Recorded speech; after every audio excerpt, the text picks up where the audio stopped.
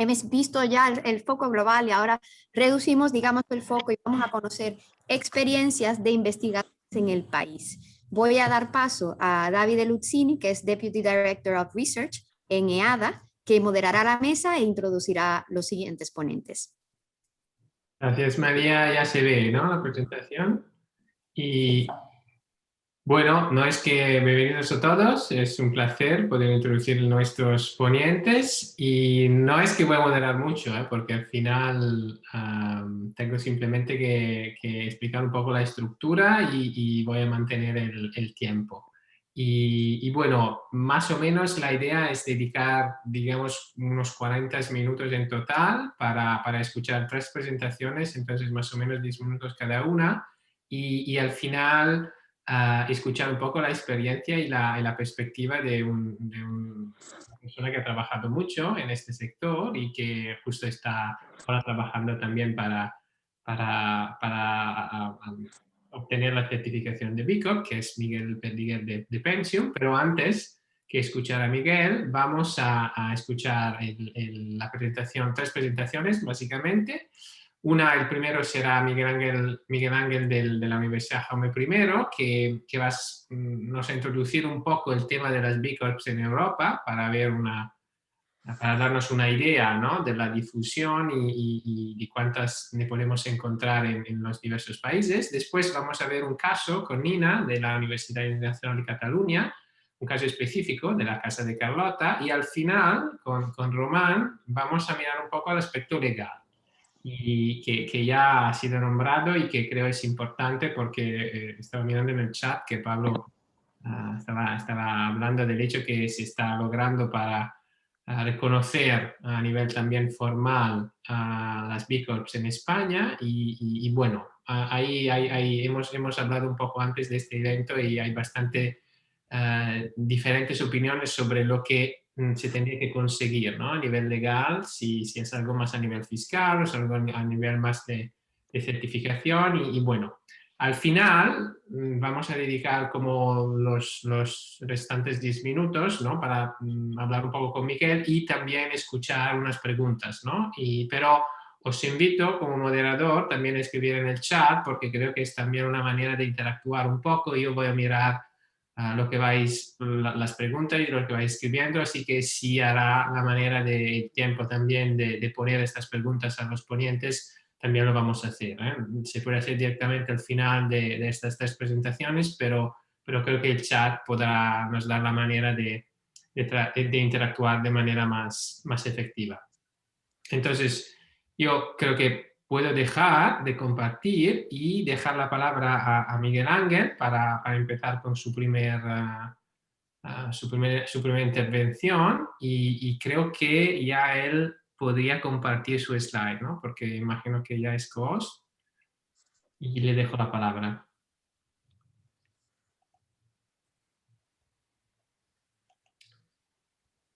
No sé, Miguel Ángel, si... Tengo yo.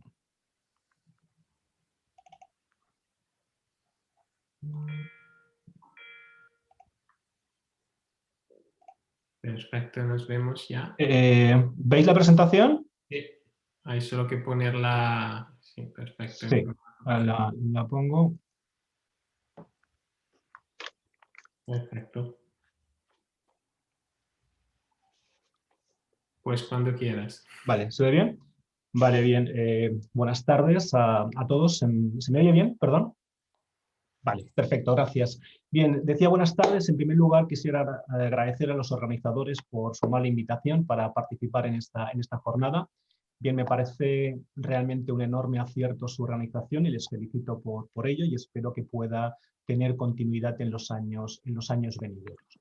Bien, mi nombre es Miguel Ángel López, soy profesor de la Universitat Jaume I de Castelló y quisiera apuntaros, para empezar, un poco a efectos de presentación, que junto con otros investigadores que se muestran en la transparencia siguiente, estamos trabajando en la actualidad en un proyecto en torno a las empresas B Corp como organizaciones híbridas.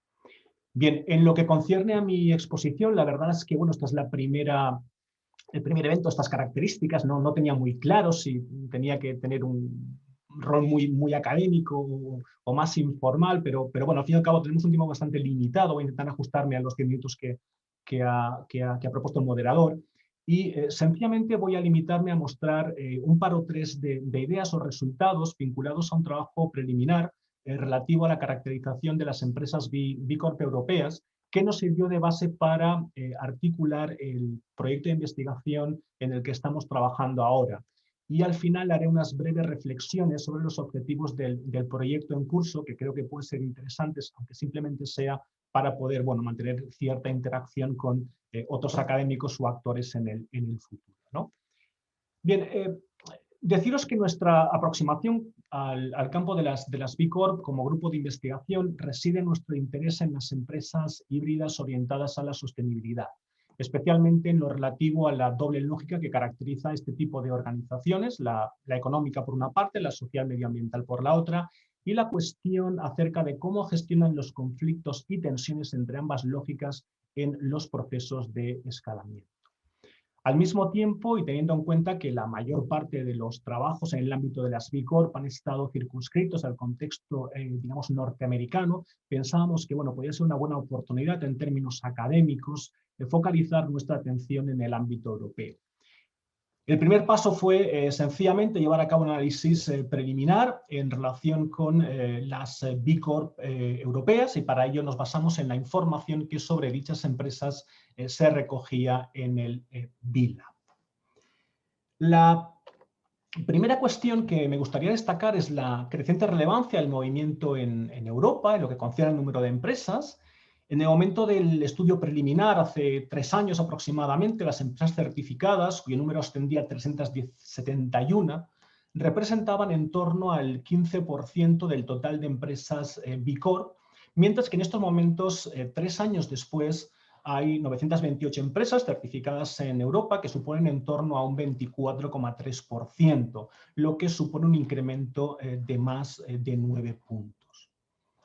Por otra parte, la creciente relevancia del movimiento en Europa también se puede visualizar a través del impacto mediático, tomando, por ejemplo, como referencia la base de datos Factiva y haciendo una búsqueda por el término B Corp. Los resultados son los que aquí se muestran, ¿no? Considerando los casos de Europa y España. Es cierto que el número de noticias no es especialmente elevado y que incluso podría ser necesario o conveniente hacer un pequeño refino de los datos en el caso europeo, pero en cualquier caso lo que me interesa especialmente es mostrar esa evolución positiva en lo que concierne al impacto mediático del movimiento a nivel europeo. La siguiente cuestión que quería comentaros era la distribución geográfica. Los resultados que se muestran en esta tabla señalan que el número de empresas certificadas se distribuye de manera desigual entre los diferentes países europeos. De hecho, podemos ver que los 4 primeros países aglutinan en torno al 75% de las empresas certificadas, porcentaje que más o menos se mantiene 3 años después del estudio preliminar que hicimos, ¿no?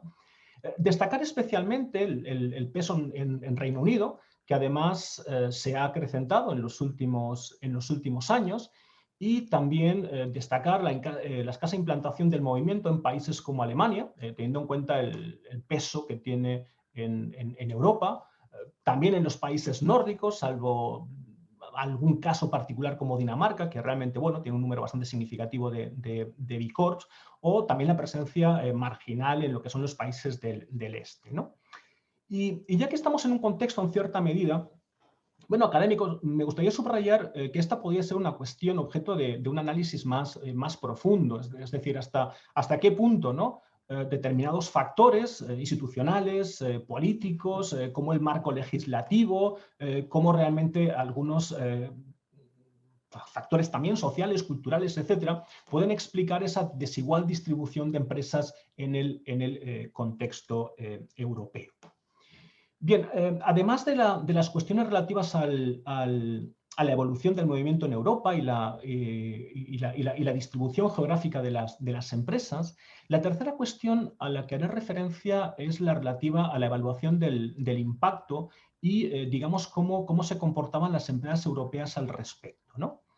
En esta transparencia que tenéis aquí se muestran los resultados en cuanto a la valoración del impacto global. No me voy a detener en ella, más allá de subrayar sencillamente que el valor medio se situaba en 94,5 puntos y que dicho valor en general no difiere del que se muestra en otros estudios donde se ha trabajado con otras poblaciones. Y no me voy a extender aquí porque donde me gustaría focalizar la atención es en la cuestión relativa a las dos dimensiones que conforman la llamada evaluación del impacto, ¿no? Porque esta es una cuestión que sí es relativamente importante o relevante para los intereses de nuestro proyecto. Estas dos dimensiones que conforman, insisto, la estructura de la evaluación del impacto son el impacto operativo y el impacto del modelo de negocio, el impacto operativo que evalúa el impacto en las áreas operativas de la empresa, el impacto del modelo de negocio que evalúa en qué medida el modelo de negocio de la empresa de alguna manera crea un impacto positivo para uno o varios grupos de interés. El primero se asocia, bueno, a la gestión responsable, el segundo al impacto esperado. Y como os decía, esta cuestión es especialmente relevante para los propósitos de nuestra investigación.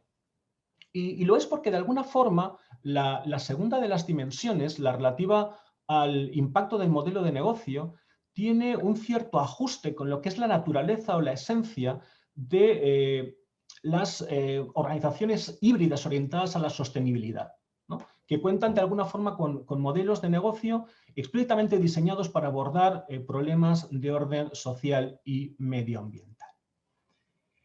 En esta transparencia, sencillamente lo que se recoge, lo que se muestra son bueno, las puntuaciones que las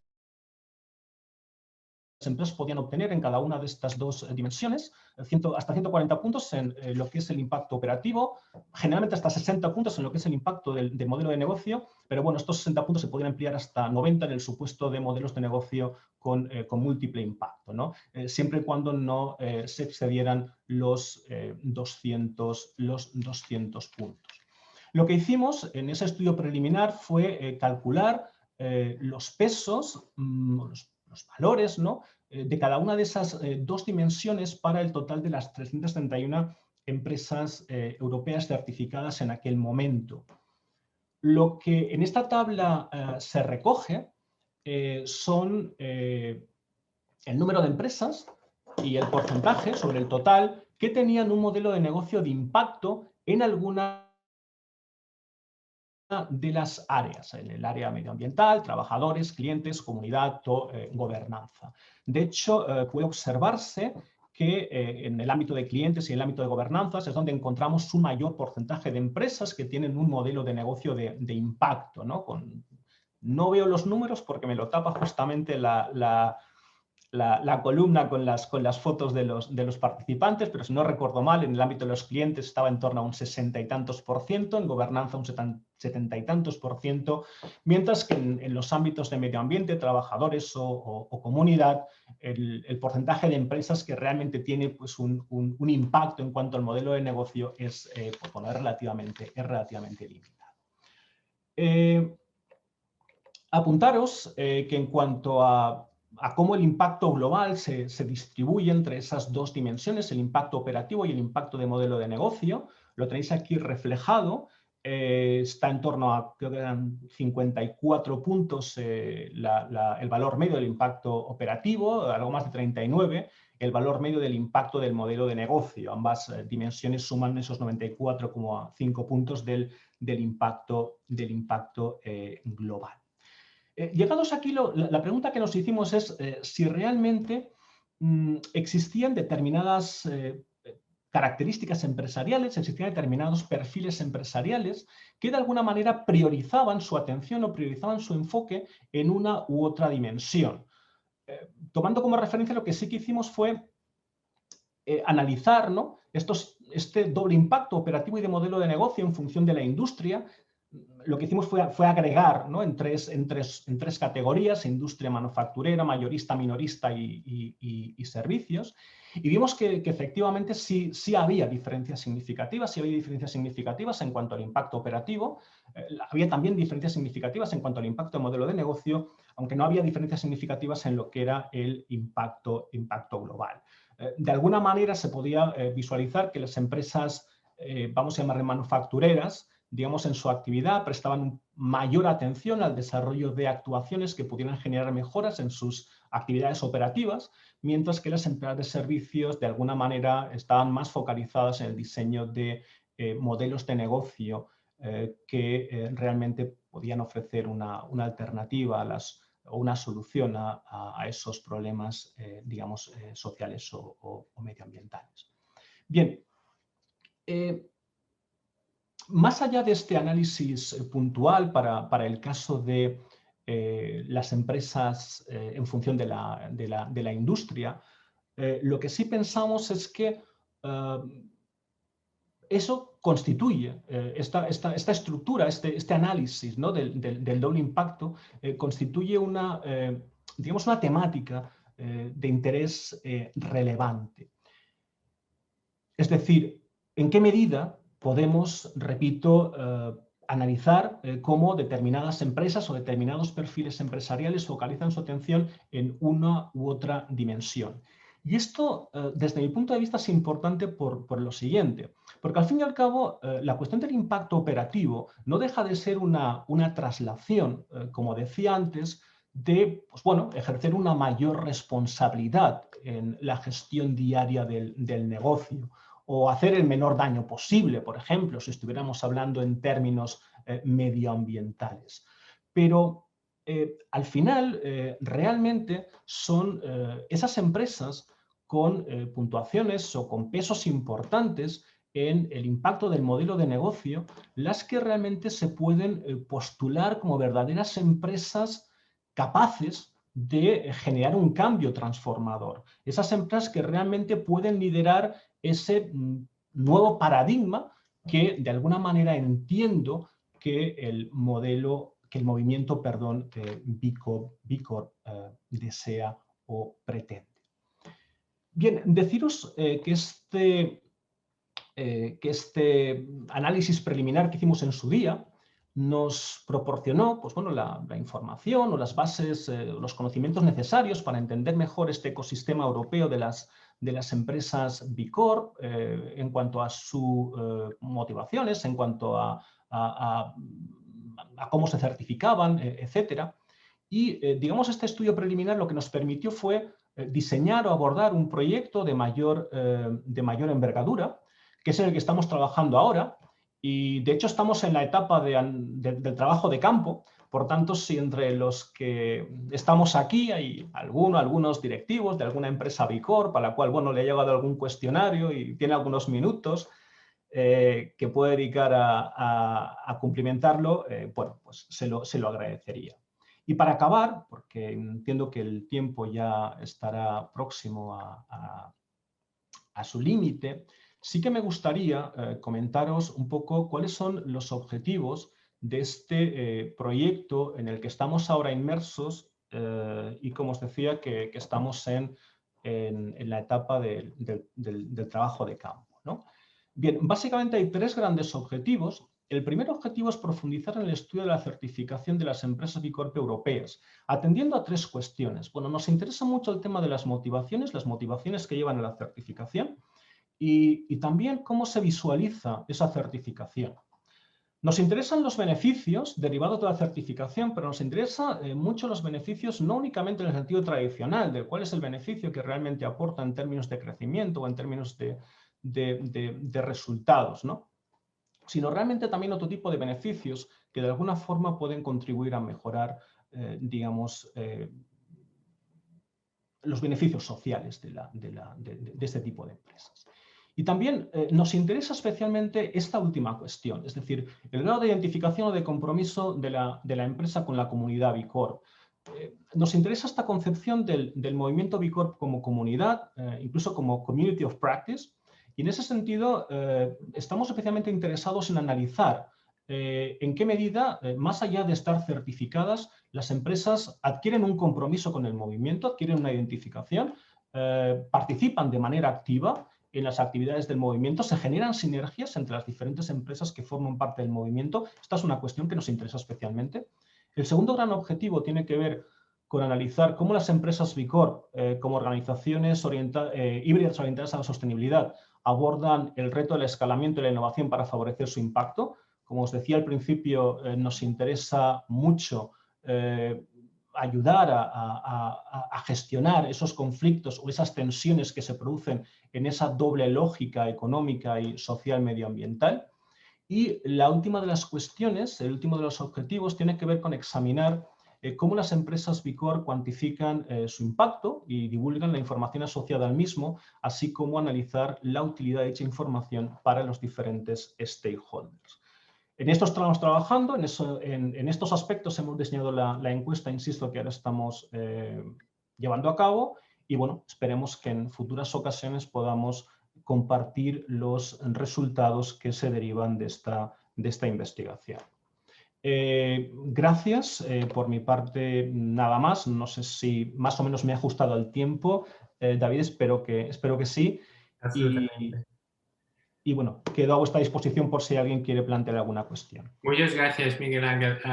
Yo dejaría ahora la palabra a Nina, mientras tanto que se puede subir su slide. Ya habían preguntas en el chat y bueno, todo el mundo lo ha podido ver. Justamente alguien dice, muy interesante estos datos y preguntan si están publicados en alguna manera. Y esta también creo que es una pregunta para nosotros como grupo organizador de quizá estructurar el contenido y al final del evento enviar, si los autores lo permiten, las presentaciones a los participantes.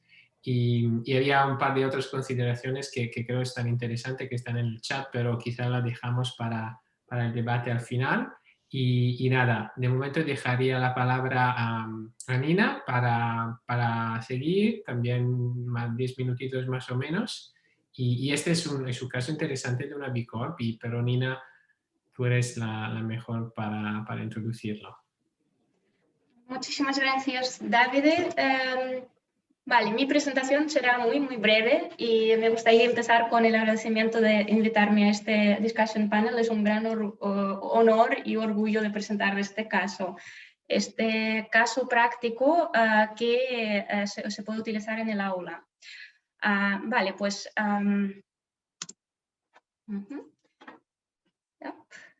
Ok. Pues hace un par de años empecé a dar la asignatura de emprendimiento social aquí en la UIC y junto con mi colega Ramón Bastida, que ahora está en la Pompeu Fabra, estábamos pensando en elaborar un caso práctico de una empresa real para poder trabajarlo y debatirlo en el aula. Y estábamos buscando una empresa social que sería económicamente sostenible, tendría un modelo claro de negocio y que no dependería de las subvenciones del gobierno, subvenciones o ayudas del Estado, de la Generalitat, y además tendría un impacto social muy claro. Y nuestra búsqueda preliminar ha demostrado que no hay tantas empresas que cumplen con estos dos criterios, porque la mayoría de las empresas que generan el impacto social sí que dependen bastante de las ayudas públicas, de las subvenciones, etc. Y la mayoría son fundaciones. Buscar una empresa comercial con el impacto social era un reto. Y pues nuestra búsqueda preliminar ha demostrado unas cuantas, de las cuales hemos elegido la Casa de Carlota porque al leer sobre ella nos hemos enamorado de esta empresa porque es lo mejor que hay y explicaré por qué. Vale, la Casa de Carlota es una agencia de diseño. Ellos elaboran productos que seguramente si habéis estado en Barcelona habéis visto algunos carteles de Navidad, por ejemplo, del ayuntamiento de aquí. El impacto social suyo es incluir las personas con discapacidad intelectual, que sea síndrome de Down, autismo, esquizofrenia, etc. Vale, este tipo de impacto no es único, ¿no? La Casa de Carlota es una de las muchas empresas aquí en Cataluña o en España que hacen este tipo de inserción laboral de las personas con discapacidad. Incluso aquí en Cataluña tenemos la forma jurídica especial, que es el Centro Especial de Trabajo. Pero ¿por qué es diferente? ¿No? ¿Por qué la Casa de Carlota es diferente a otros centros especiales de trabajo que hacen básicamente lo mismo, dar trabajo a las personas con discapacidad intelectual? Pues porque la Casa de Carlota no contrata a nadie por sus discapacidades. O sea, Joan, por ejemplo, que está aquí en esta imagen, que tiene síndrome, que tiene autismo, no está en el equipo creativo de la Casa de Carlota porque tiene autismo, sino porque tiene un gran talento de tipografía. Específicamente, él tiene un talento enorme en escribir letras de su manera única. ¿Vale? Pues en la Casa de Carlota hay solo personas que están ahí por el talento que tienen.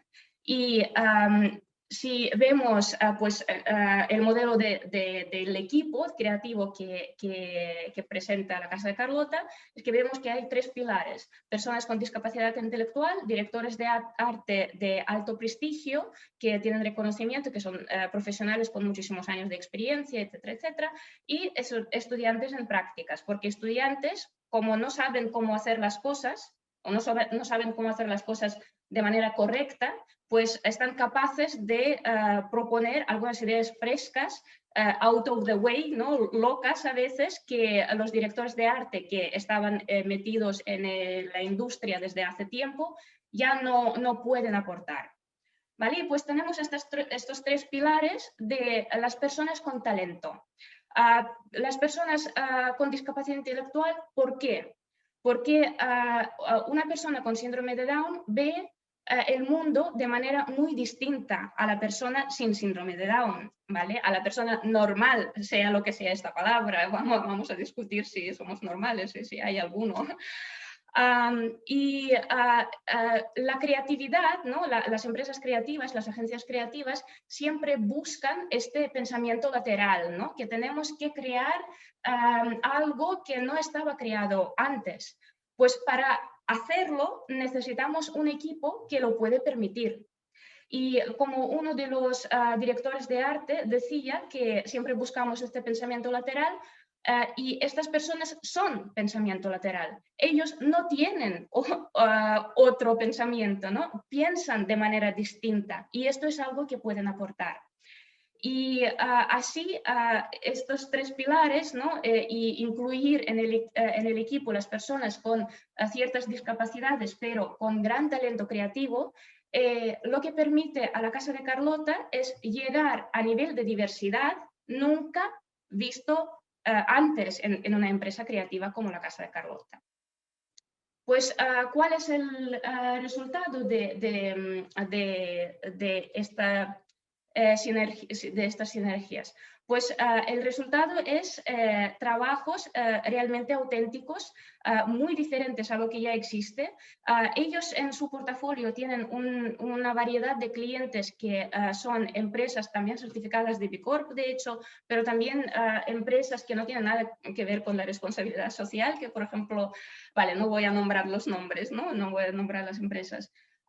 Empresas, corporaciones conocidas, empresas grandes, que están atraídas a la Casa de Carlota no por su equipo que incluye a las personas con discapacidad, sino por el resultado que ellos consiguen de esta creatividad. También trabajan con los ayuntamientos, ¿no? Y las instituciones estatales o locales, municipales, autonómicas, pero no dependen de las ayudas públicas, ¿no? Ellos sí que tienen en su portafolio de clientes las instituciones estatales, pero no reciben ninguna ayudas. Y tienen este modelo económico totalmente sostenible, pero además dan trabajo digno y dan trabajo por el talento a las personas con alguna discapacidad. ¿Vale? Pues esta empresa estábamos preguntando a los directivos por qué han elegido B Corp, cuáles eran los motivos de ser una B Corp, de certificarse en una B Corp. Porque si ponemos en contexto la certificación de B Corp de la Casa de Carlota como B Corp, ellos se han certificado por primera vez en 2016. Y eran una de las pocas empresas en España que tenían esta certificación. O sea que en España en 2016 no había tanta repercusión de lo que significa ser una B Corp. Ni a nivel de la sociedad general, ¿no? De los clientes consumidores, ni a nivel de otras empresas que podrían valorarlo. ¿Vale? Por eso era una iniciativa propia de la empresa y por algunas características de esta certificación que voy a destacar ahora. Y primero de todo, tenemos que entender que la Casa de Carlota no es una empresa social tal y como la define España como país y la Unión Europea. Porque una de las características para que una empresa se pueda considerar como una empresa social tiene que ser la ausencia de ánimo de lucro. Y la Casa de Carlota sí que tiene ánimo de lucro, sí que genera beneficios y sí que los distribuye entre los accionistas, uno de los cuales, de hecho, es una persona con síndrome de Down. Pues esto era una barrera de aprovechar de ciertos beneficios a nivel fiscal, ¿no? O incluso el posicionamiento de la misma empresa, que somos empresa social. No podían decirlo ni podían aprovechar del impacto que están generando, porque son empresa del impacto social. Y es algo que en B Corp, en la certificación de B Corp, sí que se podía demostrar, ¿vale? Que estamos generando un impacto social. Después, obviamente, ellos estaban comparando a B Corp con otras certificaciones que son más tradicionales y que tienen muchos más años, ¿no? Detrás, como por ejemplo GRI o ISO, pero ambas certificaciones, la impresión que los daban es que estaban diseñadas para las empresas, corporaciones grandes, de grandes dimensiones. Para una agencia de diseño no eran adecuadas porque eran muy rígidas y porque valoraban más los procesos de producción, que sean eficaces, etc. Pero no tanto el factor social o el impacto social que genera una empresa. A nivel de los propios trabajadores, ¿no? Los trabajadores que están incluidos en el equipo. Después, lo que los ha permitido B Corp es la certificación, el proceso de certificarse de B Corp es mirar a su propia cara, a sus propios estatutos y ver dónde fallan todavía. Tenemos una misión muy clara y tenemos ganas de hacer algo bueno y positivo, pero ¿dónde fallamos? Y B Corp los ha demostrado cómo tienen que ajustar sus propios estatutos para llevar la misión dentro y casi obligarlos de hacer las cosas tal y como tienen que hacerlas, ¿no? Y tal y como los dice su propia misión. Vale. Además, el proceso de certificarse de B Corp les ha ayudado también a aumentar la transparencia de lo que están haciendo. Por ejemplo, uno de los cambios que han introducido es que cualquier socio, independientemente de la proporción de las acciones que tienen, pueda convocar una junta de los socios, ¿no? Y una junta de directivos. Y así hacer la toma de decisiones mucho más transparente y mucho más otro Otra característica muy importante es que la certificación de B Corp los ayudaba a mandar un mensaje muy claro a sus potenciales inversores. De hecho, en 2016, cuando se certificaron de B Corp por primera vez, estaban en el momento de la segunda ronda de inversiones para su propio crecimiento.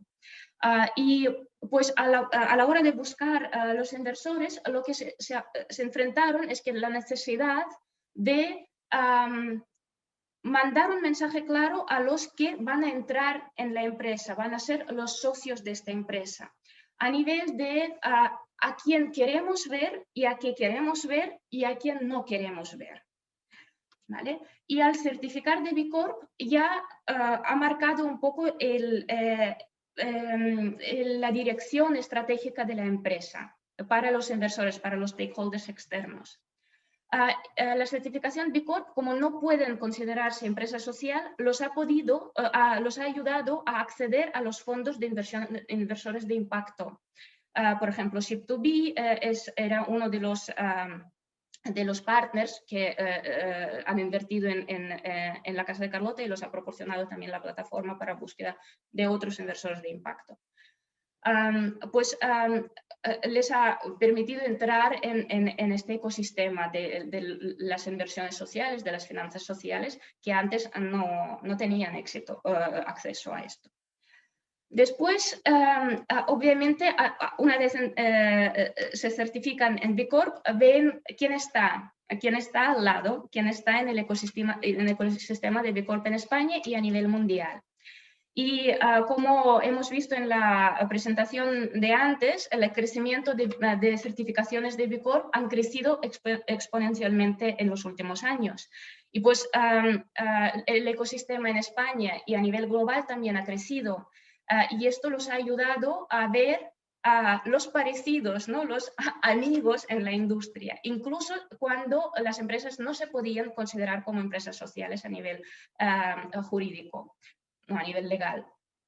Así han encontrado algunos clientes, colaboradores y partners con quienes están colaborando hasta ahora. También a la hora de expandir, sobre todo en Latinoamérica, ¿no? Ellos tienen varias empresas licenciadas por la Casa de Carlota en Latinoamérica, también los ha ayudado a aprovechar del ecosistema de B Corp ahí. Pero no solo porque tenemos B Corp y tenemos que trabajar juntos, sino para mandar también mensaje entre los socios y colaboradores. Así, por ejemplo, han empezado a trabajar con Veritas, ¿no? Y al entrar a la tienda de Veritas, cualquiera puedes ver que todo el packaging está diseñado por la Casa de Carlota. Y uno de los sitios en común, ¿no? Una de las plataformas en común era B Corp, porque las dos están certificadas. Después, obviamente, ellos han visto la importancia de la conciencia creciente de la sociedad en general hacia el impacto que generan las actividades empresariales. Nosotros hablamos sobre el impacto de las actividades empresariales el impacto negativo o positivo más y más cada día, y sobre todo el coronavirus nos ha puesto en evidencia, ¿no? En evidencia la importancia de generar los puestos de trabajo dignos, generar los puestos de trabajo que permiten el crecimiento personal y profesional. Y no hunden, ¿no? Psicológicamente lo que está pasando con la sociedad ahora, no hunden psicológicamente a los trabajadores, de todos los trabajadores, independientemente de las discapacidades o capacidades. ¿Vale? Todos estos puntos demuestran que B Corp en sí, como certificación, añade el valor a la empresa. Y como la comprobación de este hecho es que la Casa de Carlota obtiene la certificación de B Corp por tercera vez ahora. Lo están haciendo cada 2 años. Con coronavirus tenían que suspender la certificación, el proceso de certificarse en 2020, pero en 2021 ya han retomado este proceso y seguramente lo certificarán. Y lo hacen por tercera vez precisamente porque les añade el valor. porque les ayuda a crecer como empresa, porque les ayuda a ajustar a todos los niveles el impacto que están generando. ¿Vale? Y al final de todo, me gustaría decir que B Corp contribuye a la creación o la formación de un mundo que consiste de las empresas verdaderamente inclusivo. La Casa de Carlota demuestra a través de sus actividades que cualquier persona tiene talento y cualquier persona puede tener espacio en una empresa por su capacidad y no discapacidad, ¿no? Y B Corp es lo que le ayuda a demostrar esto. Nosotros con Ramón Bastida hemos publicado el caso de la Casa de Carlota en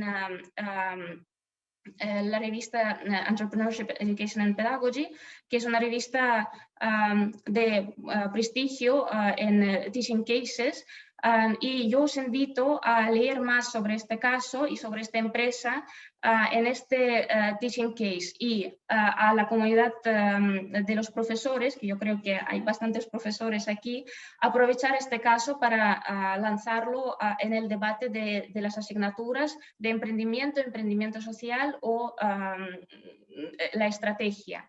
Porque, repito, que aunque es una empresa con impacto social, no es una ONG y no depende de las ayudas públicas o de las aportaciones, donaciones privadas, sino es una empresa totalmente sostenible a nivel económico y financiero. Pero además genera los puestos de trabajo de valor para las personas con discapacidades intelectuales. Muchísimas gracias. Gracias, Nina. Hemos tomado un poco más de tiempo, pero era un caso tan interesante que creo que valía la pena, y también has contestado un poco de algunas de las preguntas que había puesto Miguel Ángel en su estudio, ¿no? Como por qué hacer B Corp y bueno, mientras tanto que pregunto a Román de subir sus slides. Bueno, hemos visto un primer caso, ¿no? Una overview de qué están haciendo y cuál es la difusión de las B Corp en Europa. Ahora hemos visto un caso concreto y muchas personas ya han nombrado el aspecto legal. Y ahora creo que simplemente este debate muy interesante se puede concluir con este marco, ¿no? Esta parte del marco regulatorio, y después vamos a quedar con hablar con una B Corp, porque creo que me he equivocado cuando he introducido Pensium, que ya está B Corp. Y entonces, últimos 10 minutitos para hablar de este aspecto legal, y después vamos a escuchar Miguel de Pensium.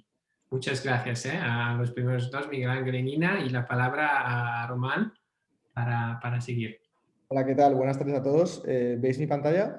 Sí, perfecto. Bueno, lo primero de todo, muchas gracias por tenerme aquí, y lo segundo, pues la verdad es que este es el primer evento en el que participo de este estilo, así que perdón por mi falta de experiencia, soy un poco novato, pero bueno, voy a intentar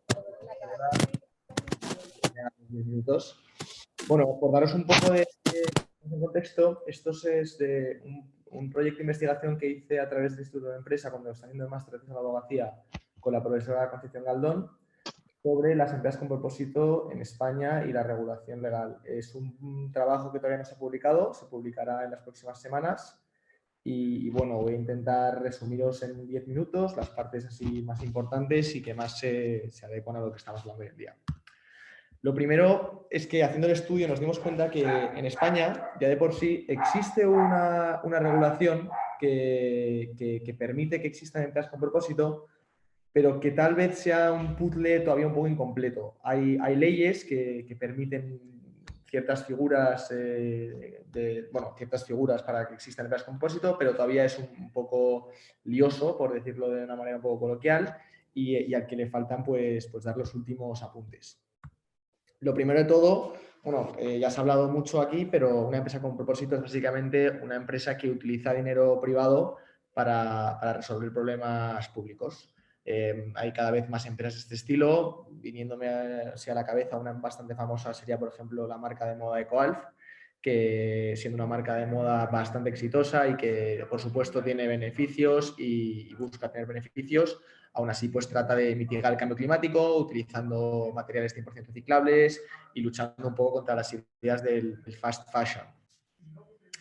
Entonces, en España, la normativa que regula esto viene de lejos. Todo empezó con la ley de cooperativas hace bastantes años, que es la ley en la que se introduce por primera vez el marco más social de la economía, que varios productores se puedan juntar para sacar un proyecto adelante, con incentivos fiscales y otros incentivos que ayudaban a que la gente llevase a cabo proyectos nuevos.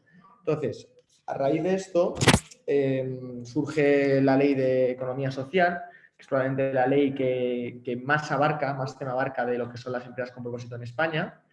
Y es una ley bastante útil, pero que todavía le faltan cosas. Ahora mismo, por ejemplo, para que os hagáis una idea, pues estas son, si veis la presentación, estas son las diferentes figuras jurídicas que las empresas con propósito pueden adoptar para funcionar. Tenemos, como ha mencionado Nina, los centros especiales de empleo, que bueno, también los tenemos aplican en toda España. Tenemos las cooperativas, las fundaciones, las asociaciones, sociedades laborales, empresas de inserción y por supuesto, las empresas sociales. Y luego también pues tenemos muchas empresas con propósito a día de hoy, también se resguardan en la ley de sociedades de capital, en las figuras jurídicas más ortodoxas para tratar de funcionar como empresa con propósito y como bien ha apuntado Nina y se ha apuntado también más adelante a través de las certificaciones B Corp, pues al final la certificación B Corp es algo que no deja de ser una certificación, no es como tal una figura jurídica, pero es verdad que para que se te otorgue esa certificación tienes que llevar a cabo ciertas cosas que sí que entrañan cambios jurídicos en la propia empresa, como es una modificación de los estatutos de la propia empresa, incluyendo un objeto que, aparte de ser un objeto social que busque el beneficio, que sea también un objeto social que sea pues, de beneficio para todos. O sea, que no sea solo beneficio económico, sino que intente arreglar un problema público, como puede ser pues, de un tema ecológico, de tema de integridad social, en fin, diversos. Luego resulta aquí, nos dimos cuenta en España, ya en su momento se intentó pasar una ley que era el proyecto SLIC, que son las sociedades limitadas de interés general. Esto era un proyecto muy interesante y simplemente pues, consistía en darle un apellido a las SLs, ¿no? Que sería pues, una sociedad limitada de interés general, y ofrecer un marco jurídico que ayudase a las empresas a establecerse con este nuevo sistema, a todas aquellas empresas que quieran ser empresas con propósito y no sabían muy bien cómo hacerlo. Pues muchas empresas cuando empiezan, empresas con propósito me refiero, no saben si empezar como una fundación, como centro especial de empleo, como una empresa social, o sea, no lo tienen muy claro. Entonces, este proyecto de ley quería un poco pues, arreglar este problema. Tristemente no salió adelante. También es verdad, pues al final, como pasa mucho, pues mucho politiqueo de por medio, si se me permite la expresión, y al final pues no salió adelante por unas razones u otras. Y bueno, es verdad que poco después empezaron todos los problemas de la pandemia y demás, y como que este proyecto se quedó un poco en la trastienda.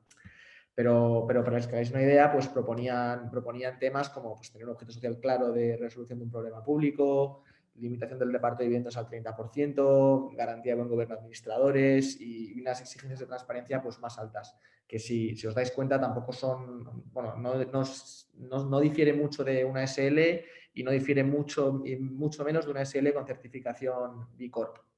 Pero el proyecto no sale adelante. Aunque es verdad que hay algún rumor de que se presente un nuevo proyecto y que después de que, bueno, cuando superemos esta época convulsa que estamos viviendo, pues que se vuelva a poner sobre la mesa. Vale. Y entonces, luego también es interesante, bueno, este es un poco el time frame que ha seguido en España las leyes que afectan a las empresas con propósito. Empezó con la ley de cooperativas, la ley de economía social y luego cuando se modificó la LSC y la ley de auditoría y demás, pues obligando a ciertas empresas a mostrar hacer su memoria de información no financiera que se presenta pues, junto con las cuentas, el balance y demás. Y luego también se reformó la ley de contratos del sector público, un artículo que, bueno, por no aburrir demasiado y no leer artículos, pues básicamente decía que había que intentar dar prioridad en el tema de compras públicas a empresas sociales o empresas con propósito.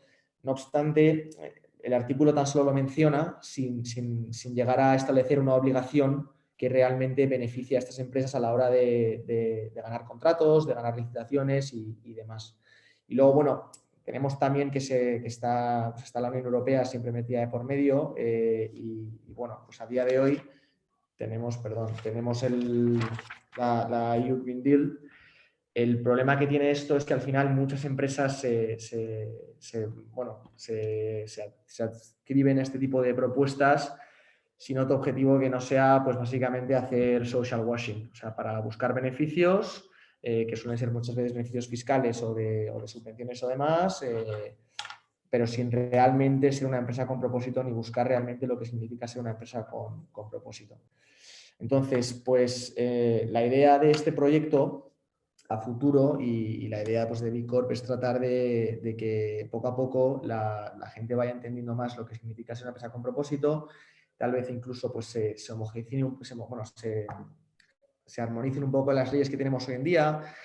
Sé que ahora es un poco complicado pensar en eso, pero igual en el futuro se piense en un nuevo proyecto de ley que mejore los estándares, que te dé aparte, pues, oye, señalar al mercado una empresa tanto una empresa con propósito como una empresa B Corp, pues al final es un incentivo muy bueno para mucha gente, teniendo en cuenta que la economía social y la economía con propósito está en auge. Cada vez hay más gente que le importa más de quién está comprando, a quién está comprando, qué impacto tiene lo que está comprando y demás. Y luego, sobre todo, pues articular una relación con la administración pública en la que la administración pública, como dicen en la ley de contratos del sector público, pues sí que trate de beneficiar en cierta medida, porque hay que tener cuidado también, a las empresas con propósito.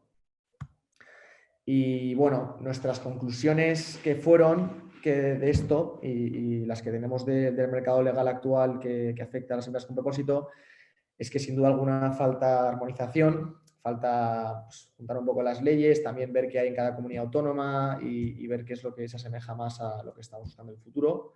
Falta también pues, mucha pedagogía. Esto, cuando empezó el proyecto SLIC, una de las razones por las que fracasó era porque mucha gente no entendía lo que era. No sabían, por ejemplo, no entendían la diferencia entre una donación y una inversión de impacto.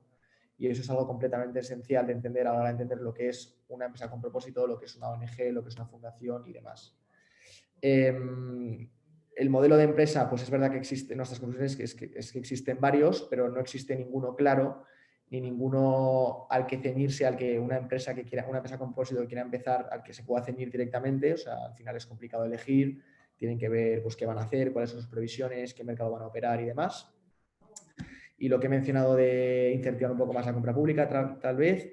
Y el tratamiento tributario es un tema bastante convulso, genera mucha polémica, porque es verdad que un tratamiento tributario beneficioso de empresas con propósito tal vez generase un poco de, pues eso, de empresas que buscasen ser empresas con propósito por el único propósito de pagar menos impuestos. Y eso pues tal vez va en contra de lo que es realmente el espíritu tanto de B Corp como de las empresas con propósito. Y ya pues nada, para concluir, si hace falta un proyecto de ley tal vez o una armonización, nosotros creemos que sí, porque hay mucha gente que lo busca, cada vez está creciendo y si el último proyecto falló por tonterías tan claras como falta de conocimiento y por puro politiqueo, pues ¿por qué no? Y mientras tanto, pues nada, a que las empresas sigan haciendo lo que pueden y eso, ya está. Si hay alguna pregunta, pues estaré encantado de responder. Muchísimas gracias, Román, muy útil. Y bueno, la primera pregunta yo la pondría a Miguel Perdiguer de Pensium y después, bueno, ya hemos dedicado un tiempo, ¿no? Hablando hasta ahora y hay esta segunda parte del evento que será esta de las breakout rooms para interactuar con todos los participantes, pero creo que vale la pena escuchar un poco a qué piensa Miguel desde su punto de vista. Bueno, no es fácil resumir todo, ¿no? Porque hay varios puntos. Entonces, mi pregunta sería primero de introducir un poco a Pensium, por quien no lo conozca, solo simplemente para explicar un poco qué hacéis. Y después, no sé, intentar destacar unos de estos puntos, ¿no? Lo que te parece más importante. Hemos hablado antes de este tema del proyecto de ley en que se tendría que enfocar, pero también han salido consideraciones, ¿no? En el chat sobre otros temas. Entonces, yo dejaría a ti lo que tú piensas es lo que sería más importante hablar los 2-3 puntos en estos 10 minutitos que nos faltan. Muy bien. Oye, muchas gracias, David, y a los ponentes. Magníficas presentaciones. Yo os voy a explicar muy sencillamente qué es Pensium y espero que luego alguien quiera teclear www.pensium.es y quiera entrar en la web y ver lo que hacemos, que ahí lo explicamos con mucho detalle.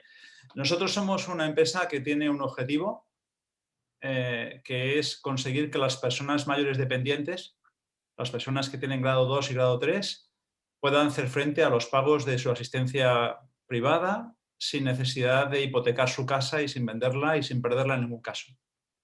Es decir, intentamos que la gente mayor pueda tener los cuidados que necesitan sin poner en riesgo su patrimonio en ningún momento.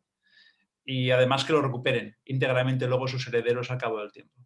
Y eso es el motivo de Pensium, ayudar a que la gente no tenga miedo a esa fase final en la que es bastante costoso el asumir los gastos existenciales. Oye, y os voy a comentar, yo la verdad es que he estado muy atento en lo que habéis comentado, ha habido información nueva en todo lo que yo he visto. Casa de Carlota la conocía de una época en la que yo estuve en obra social y por tanto pues la conocía muy bien y es excelente. Ha habido números muy interesantes también del profesor y los temas de leyes.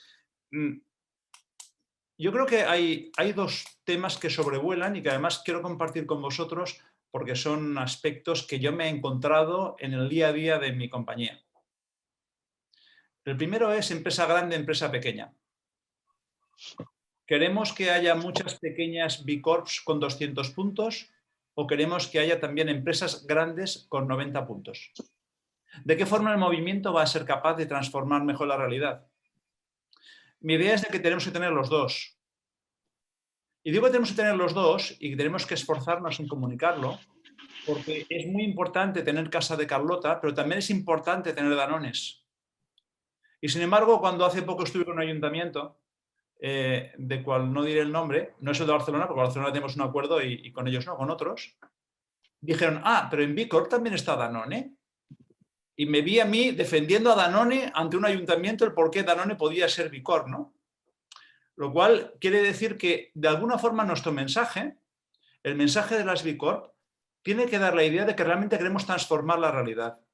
No queremos ser una anécdota, una nota al margen de que hay gente que tiene un propósito, sino que realmente queremos que empresas grandes y empresas que se pueden hacer grandes estén en el mundo B Corp. Este es un punto que me parece muy importante para que el movimiento realmente tenga trascendencia, ¿no?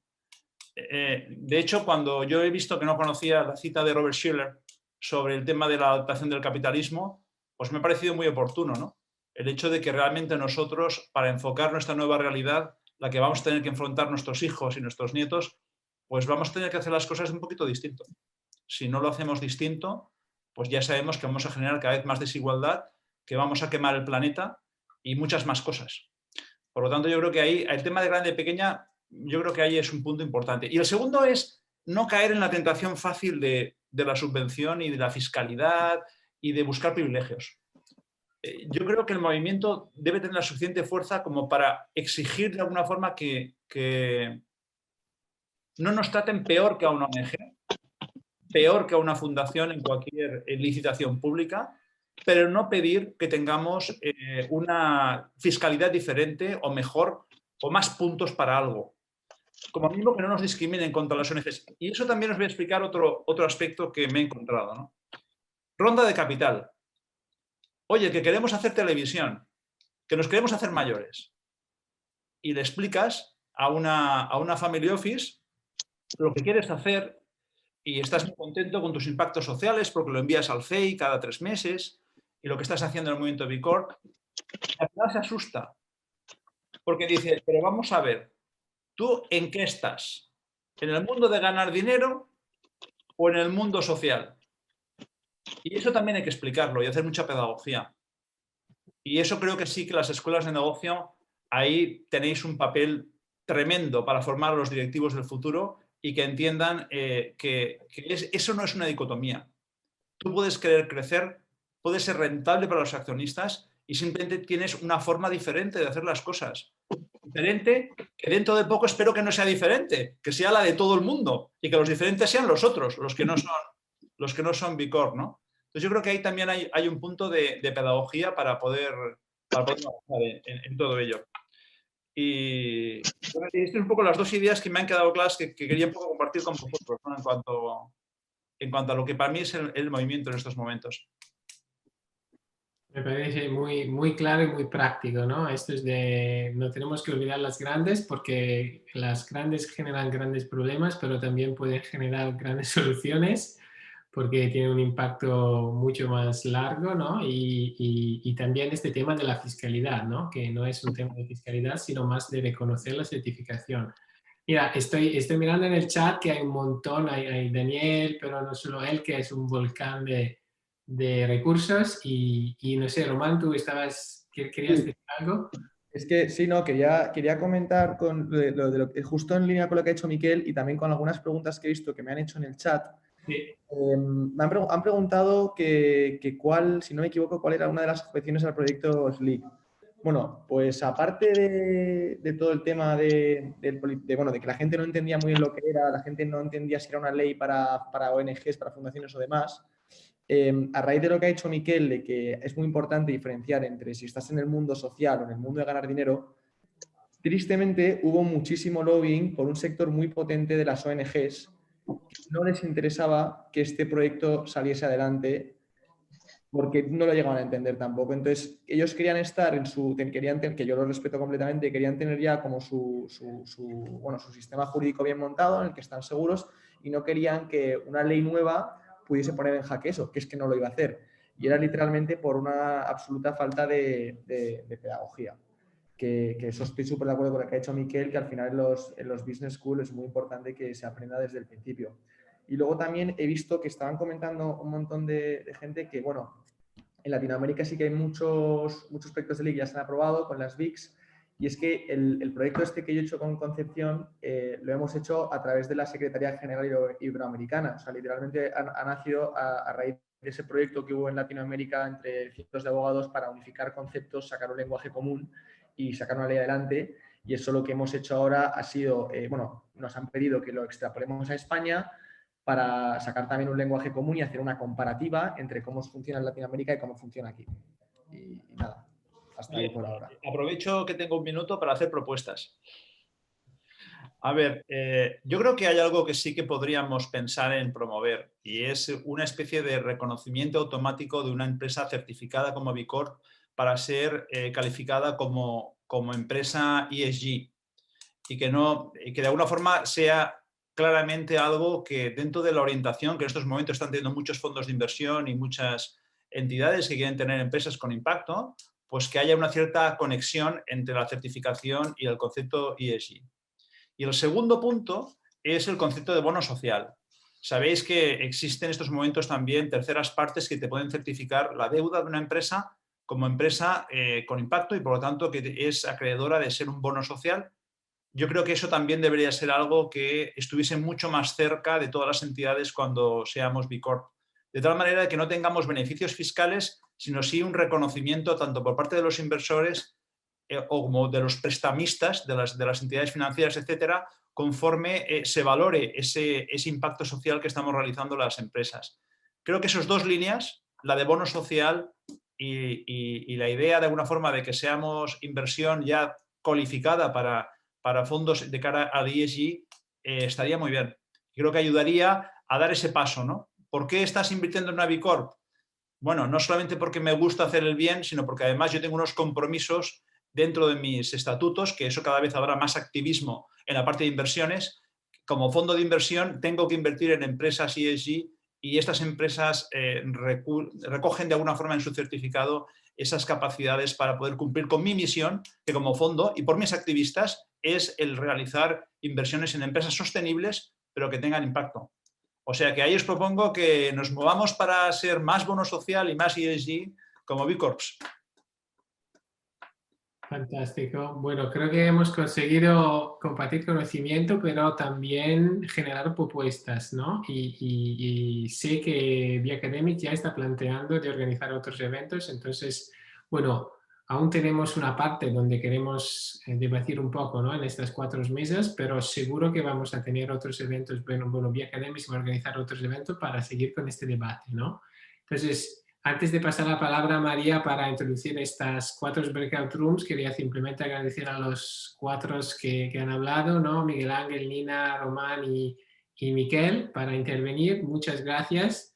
Lo siento que hemos tenido solo un minuto y solo unos minutos para hablar, pero seguro es que podemos estar conectados desde ahora, ¿no? Y bueno, muchas gracias a todos y María, si tú quieres seguir.